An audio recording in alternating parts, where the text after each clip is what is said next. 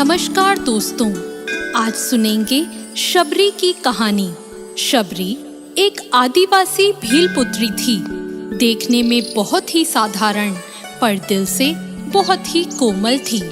इनके पिता ने इनका विवाह निश्चित किया, लेकिन आदिवासियों की एक प्रथा थी कि किसी भी अच्छे कार्य से पहले वो निर्दोष जानवरों की बलि देते थे।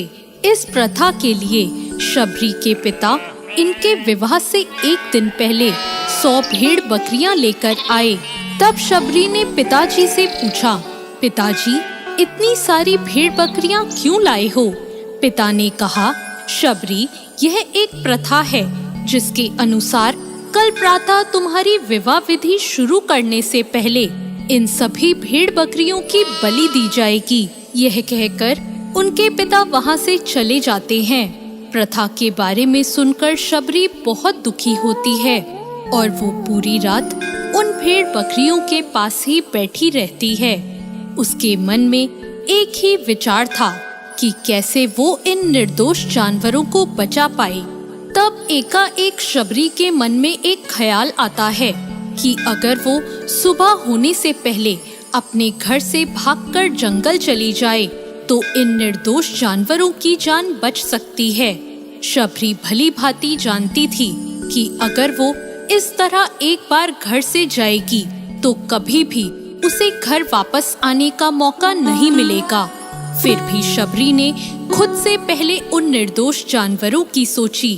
घर से निकलकर शबरी एक घने जंगल में जा पहुंची। अकेली शबरी जंगल में भटक रही थी। तब उसने शिक्षा प्राप्त करने के उद्देश्य से कई गुरुवरों के आश्रम में दस्तक दी, लेकिन शबरी एक तुच्छ जाति की थी, इसलिए उसे सभी ने धुतकार कर निकाल दिया।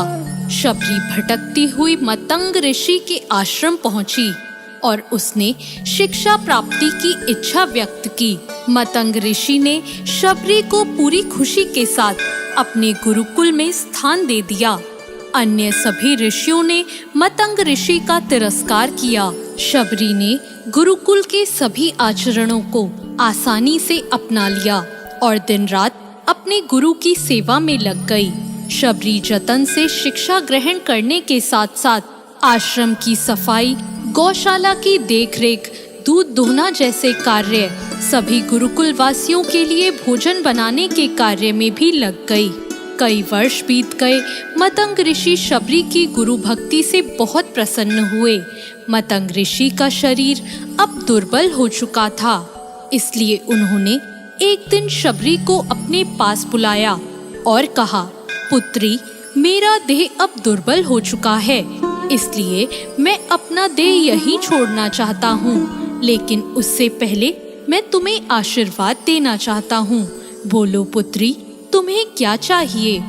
आंखों में आंसू भरकर शबरी मतंग ऋषि से कहती है, हे गुरुवर, आप ही मेरे पिता हैं।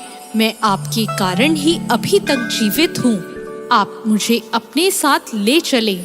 तब मतंग ऋषि ने कहा, नहीं पुत्री, मेरे बाद तुम्हें इस आश्रम का ध्यान रखना है। तुम जैसी गुरुपरायण शिष्या को उसके कर्मों का उचित फल मिलेगा। एक दिन भगवान राम तुमसे यहाँ मिलने आएंगे और उस दिन तुम्हारा उद्धार होगा और तुम्हें मोक्ष की प्राप्ति होगी। इतना कहकर मतंग ऋषि अपनी देह त्याग देते हैं। उसी दिन से शबरी हर रोज उठकर बाग जाती, ढेर सारे फल इकट्ठा करती, सुंदर फूलों से आश्रम सजाती, क्योंकि उसे भगवान राम के आने का कोई निश्चित दिन नहीं पता था। उसे केवल अपने गुरुवर की बात पर यकीन था, इसलिए वो रोज श्री राम के इंतजार में समय बिता रही थी। एक दिन शबरी आश्रम के पास के तालाब में जल लेने गई। वहीं पास में एक ऋषि तपस्या में लीन थे। जब उन्होंने शबरी को जल लेते देखा तो उसे अछूत कहकर उस पर एक पत्थर फेंक कर मारा और उसकी चोट से बहते रक्त की एक बूंद से ही सारे तालाब का पानी रक्त में बदल गया। यह देखकर वह संत शबरी को बुरा भला कहकर पापी पापी कहकर चिल्लाने लगे। शबरी रोती हुई अपने आश्रम में चली गई और उसके जाने के बाद ऋषि फिर से तप करने लगे। उन्होंने बहुत से जतन किए, उसमें गंगा यमुना सभी पवित्र नदियों का जल डाला गया, लेकिन वो रक्त जल में नहीं बदला।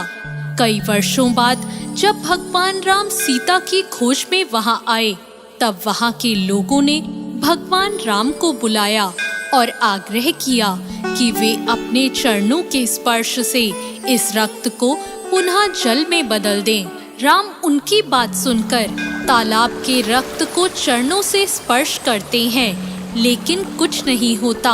तब श्री राम ऋषि से पूछते हैं, हे ऋषिवर, मुझे इस तालाब का इतिहास बताएं। तब ऋषि उन्हें शबरी और तालाब की पूरी कथा बताते हैं और कहते हैं, हे भगवान, यह उसी शूद्र शबरी के कारण अपवित्र हो गया है। तब भगवान राम दुखी होकर कहते हैं, हे गुरुवर, यह रक्त उस देवी शबरी का नहीं, मेरे हृदय का है, जिसे तुमने मेरे शब्दों से घायल किया है। भगवान राम ऋषि से आग्रह करते हैं कि मुझे देवी शबरी से मिलना है। तभी शबरी को बुलावा भेजा जाता है। राम का नाम सुनते ही शबरी दौड़ी चली आती है। राम, मेरे प्रभु कहती हुई जब वो तालाब के पास पहुंचती है, तब उसके पैरों की धूल उस तालाब में चली जाती है और तालाब का सारा रक्त फिर से जल में बदल जाता है। तब भगवान राम कहते हैं, देखिए गुरुवर, आपके कहने पर मैंने सब किया, लेकिन यह रक्त भक्त शबरी के पैरों की धूल से ही जल में बदल गया। शबरी जैसे ही भगवान राम को देखती है, उनके चरणों को पकड़ लेती है और अपने साथ अपने आश्रम में लाती है।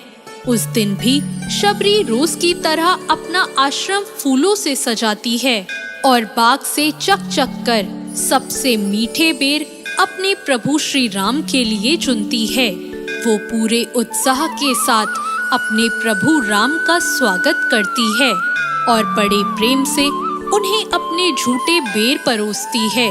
भगवान राम भी बड़े प्रेम से उसे खाने के लिए उठते हैं। तब उनके साथ गए लक्ष्मण उन्हें रोककर कहते हैं, भ्राता, ये बेर झूठे हैं। तब राम कहते हैं, लक्ष्मण, ये बेर झूठे नहीं, सबसे मीठे हैं, क्योंकि इनमें प्रेम है और प्रभु श्री राम बहुत ही प्रेम से उन बेरों को खाते हैं।